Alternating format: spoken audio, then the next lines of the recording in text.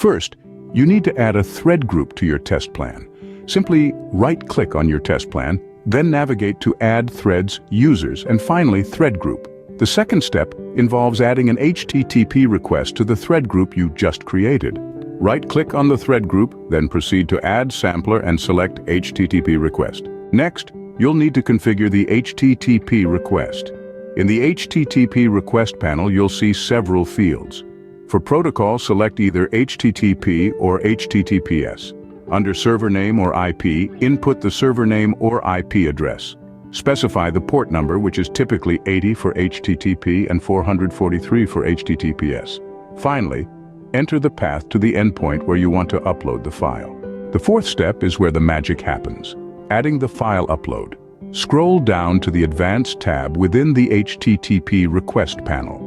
Click on the Add button under File Uploads. In the File Path field, provide the path to the Excel file on your local machine that you want to upload. In the Parameter Name field, input the parameter name that the server expects for the file upload. This could be something like File, Upload, or any other parameter name used by the server. Although optional, it's a good practice to add a listener. This allows you to view or save the results of your tests. Right-click on the thread group, go to Add, select Listener, and choose the appropriate listener for your needs. This could be View Results Tree, Summary Report, etc. Finally, don't forget to save your test plan. This ensures that you don't lose your configurations and can easily rerun the test at any time. Just to give you a clearer picture, here's an example of what the HTTP request configuration might look like. Server name or IP would be www.example.com, port number would be 80, path would be /upload, and method would be post.